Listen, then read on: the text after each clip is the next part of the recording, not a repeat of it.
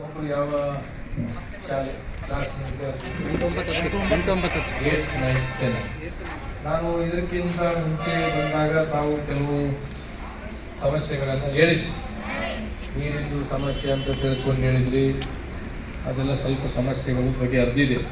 ಈಗ ನಮ್ಮ ಜೊತೆ ನಾನು ನೇರವಾಗಿ ಸಂವಾದ ಕೊಡ್ತೀನಿ, ಯಾಕಂದರೆ ಮತ್ತೆ ಇನ್ನೊಂದು ಶಾಲೆಗೆ ಹೋಗಬೇಕು. ತಮ್ಮ ಶಾಲೆಯಲ್ಲಿ 43% SLC ರಿಸಲ್ಟ್ ಬಂದಿದೆ. ಅದು ನನಗೆ ಸಮಾಧಾನಕರ ತರ್ತಕ್ಕಂಥ ಕೆಲಸ ಅಲ್ಲ. ಈ 70, 80, 100%ಕ್ಕೆ ಮುಟ್ಟಬೇಕಾಗಿತ್ತಂದರೆ ನಿಮ್ಮೆಲ್ಲರ ಸಲಹೆಗಳು ಕೇಳೋದಕ್ಕೆ ಇವತ್ತು ಕೆಲವು ಶಾಲೆಗಳಿಗೆ ನಾನು ಭೇಟಿ ಕೊಡ್ತಾ ಇದ್ದೆ. ಮತ್ತು ನಾನು ಊರಿನ ಗ್ರಾಮದವರಿಗೆ ಆಗಲಿ ಅಥವಾ ನಿಮ್ಮ ಪಾಲಕರಿಗೆ ಆಗಲಿ ಯಾರಿಗೂ ಹೇಳಿಲ್ಲ, ಹೆಚ್ಚಾಗಬೇಕು. ನಾವು ಇನ್ನೂ ಒಂದು ಜಿಲ್ಲೆ 10 ಜಿಲ್ಲೆದೊಳಗೆ ಯಾದಗಿರಿ ಜಿಲ್ಲೆ ಬರಬೇಕು. ಪ್ರತಿಯೊಬ್ಬರು ಏನಂದರೆ ಅಂಬೇಡ್ಕರ್ ಬರಬೇಕು ಬಲಚಕ್ರ ಶಾಲೆಯಲ್ಲಿಂದ.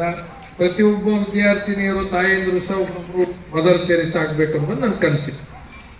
ಆ ನಿಟ್ಟಿನಾಗ ಆಗೋದಕ್ಕೆ ನಿಮ್ಮ ಸಲಹೆಗಳೇನು, ನಿಮ್ಮ ವಿಚಾರಗಳೇನು ಅಂತ ಕೇಳೋದಕ್ಕೆ ಇವತ್ತು ಬಂದಿರ್ತಕ್ಕಂಥದ್ದು. ಈ ಬೋರ್ಡ್ ಡೈರೆಕ್ಟ್ ಹೋದರೆ ಹೋಗೋದು ಯಾರಾದ್ರೂ ಏನಾದರೂ ಹೇಳೋದಿದ್ರೆ ಮಾತಾಡಿದ್ರೆ. ನಾನು 8th ಸ್ಟ್ಯಾಂಡರ್ಡ್ ಓದ್ತಾ ಇದ್ದೀನಿ.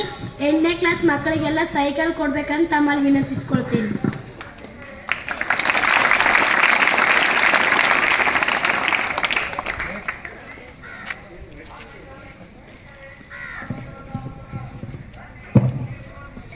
ತರಗತಿಯಲ್ಲಿ ವಿದ್ಯಾಭ್ಯಾಸ ಮಾಡುತ್ತಿದ್ದೇನೆ. ತಮ್ಮಲ್ಲಿ ಮನವಿ ಮಾಡಿಕೊಳ್ಳುವುದೇನೆಂದರೆ ನಮಗೆ ಟ್ಯಾಬ್ಗಳು ಬೇಕೆಂದು ತಮ್ಮಲ್ಲಿ ಕೇಳಿಕೊಳ್ಳುತ್ತೇನೆ. ಯಾರೋ ಒಬ್ಬರು ಸೈಕಲ್ ಕೇಳಿದ್ರು. ನಾನು DDP ಅವ್ರ ಹತ್ರ ಸರ್ಕಾರಕ್ಕೆ ಪ್ರಸ್ತಾವನೆ ನಾವು ಸಲ್ಲಿಸ್ಬೋದು.